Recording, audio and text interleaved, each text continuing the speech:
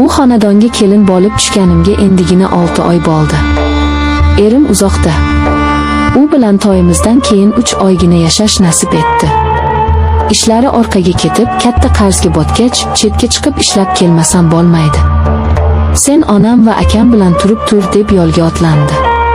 Ketganiga ham 3 oy bo'ldi.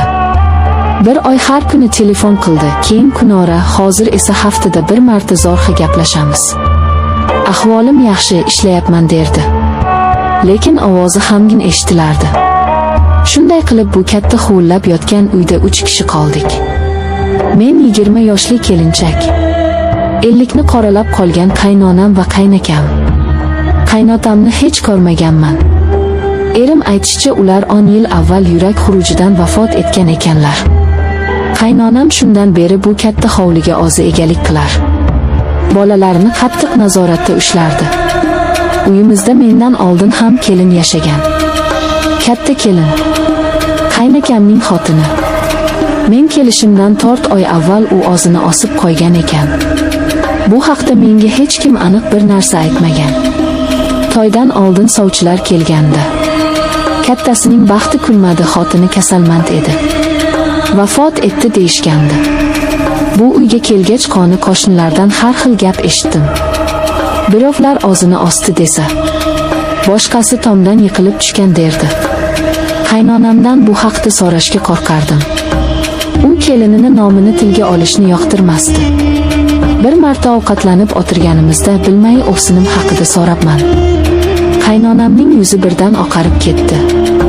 Qo'lidagi qoshiqni dasturxonga sharaqlatib qo'yib menga sovuq tikildi. Uning nomini bu uyda boshqa tilga olma kelin. Jinniligi bor edi. O'ziga o'zi qildi dedi. Va o'rnidan turib ketdi. Qaynakam esa u juda boshqacha odam edi. Gavdasi polvonlardek, ammo ko'zlari doim bir nuqtaga tikilib turardi. Kam gap odamovi. Ko'pincha oshxonasiga kirib olib soatlab chiqmasdi. Lekin ba'zan uning nigohini o'zimda his qilardim. Oshxonada ovqat qilayotganimda, hovlini supurayotganimda orqamdan tikilib turganini sezardim. O'girilib qaraganimda esa u shoshgancha ko'zini olib qochardi. Eng boshqacha jihati shunda ediki, u hali ham onasi bilan yosh boladek gaplashardi. Kechki ovqatdan keyin qaynakam onasining yoniga o'tirib olardi. Qaynonam uning boshini silab, sochlarini o'ynardi. Ba'zan esa qaynakam onasining oyoqlarini uqalab o'tirardi. Bu holat menga juda erish tuyulardi. Lekin onasi-ku deb o'zimni ovutardim. Qaynonamning menga munosabati yomon emasdi. Lekin mehr ham yo'q edi. Faqat buyruq berardi. Uni qil, buni qil. Erim bilan gaplashib bo'lganimdan keyin doim so'rardi. Pul jo'natmasmikin? Qarzlari bo'ynimizda turibdi. Kunlar o'tgani sari bu uydagi vaziyat meni tobora siqib qo'yardi. O'sha mashhum kecha. Yarim tunda chanqab uyg'ondim. Tomog'im qurib olib bo'lib yonardi. Xonamdan chiqib oshxona tomon yurdim. Odatda kechasi hamma oshxonasiga kirib yotardi. Qaynonamning xonasi yonidan o'tayotganimda bir narsani payqadim. Uning eshigi odatda yopiq turardi. Lekin bu safar qiya ochiq qolibdi. Joyimda to'xtab qoldim. Nega eshik ochiq? Balki havosi dimiqib ochib qo'ygandir. Lekin u hech qachon bunday qilmasdi. U ayol o'ta ehtiyotkor edi. Qandaydir bir yovuz kuch meni eshik tomonga tortayotgandek edi. Yuragim guk-guk urardi. Men sekin eshikka yaqinlashdim. Ichkaridan ovoz kelardi. Past pichirlagan ovoz. Yo'q, bu oddiy pichir-pichir emasdi. Bu erkalash, nozlanish ovozi edi. Qaynonamning ovozi. Ammo men uni umuman boshqa ohangda eshitayotgandim. U yosh qizdek nozlanib ingranardi. Sovuq ter bosib ketdi. Qaynonam xonasida kim bilan gaplashyapti? Nima bo'lyapti o'zi? Titrab, qo'rqqanimcha eshikka yaqinlashdim. O'zimni to'xtata olmadim. Ichimda nimadir qarama. Ket deb baqirardi. Lekin vujudim bo'ysunmasdi. Xonaga derazadan xira nur tushib turardi. Dastlab hech narsani anglamadim. Faqat to'shakka qaradim. Va keyin uni ko'rdim. Qaynonamning oppoq uzun sochlari yostiqda to'sqib yotardi. U yalang'och edi. Deraza nuri uning oqargan tanasini xira yoritib turardi. U yolg'iz emasdi. Uning ustida keng baquvvat yelkalar. Bu qaynakam edi. Qotib qoldim.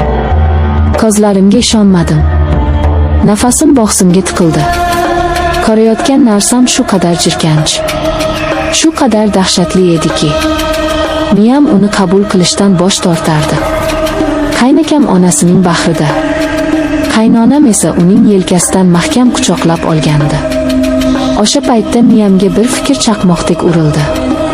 Katta kelin, ovsinim, u jinniga aylanmagan. U bekorga og'zini osmagan. U ham buni ko'rgan. Menga o'xshab yarim kechasi chiqqan va shu manzaraga guvoh bo'lgan. Bechora nima qilishini bilmagan. Balki dod solgandir. Balki qaynakamga yopishgandir. Qo'rquvdan butun vujudim muzlab qoldi. Orqamga qanday tisarilganimni bilmayman. Oyoq ostimdagi eski yog'och pol xichirlab ketdi. O'sha zahoti xonadan ovoz keldi. Kim bor bu yerda? Bu qaynakamning ovozi edi. Men qotib qolgandim. Qimirlay olmadim. Ichkarida nimadir taraqladi. Kimdir shoshib o'rnidan turayotgandi. O'zimga keldim. Bor kuchim bilan orqamga o'girilib oshxonam tomon yugurdim. Eshikni yopib nafasim yetmay eshikka suyanib qoldim. Yo'lakda qadam tovushlari eshitildi. Qaynakamning qadamlari. Ular to'g'ri mening eshigim oldiga kelib to'xtadi. Men nafas olishdan ham qo'rqib turardim. Eshik tirqishidan uning soyasini ko'rdim. U eshigim ortida jim turardi. Shu yerdaligimni bilardi. U polning xichirlaganini eshitgandi. Bir daqiqa o'tdi. U go'yo men nima qilishimni kutib turgandek edi. Keyin eshik dastasini sekin ushladi.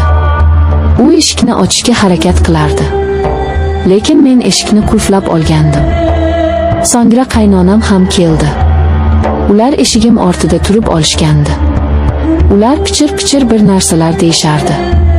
Keyin qadam tovushlari uzoqlashdi. Men esa eshikka suyangancha o'tirib qoldim. Butun vujudim qaltirardi. Men tuzoqqa tushgandim. Dahshatli tuzoqqa. Endi men nima qilaman? Erim uzoqda. Unga telefon qilib onangiz bilan akangiz shu ishni qildi deya olamanmi? U menga ishonadimi? Yoki meni ham aqldan ozganga chiqarishadimi?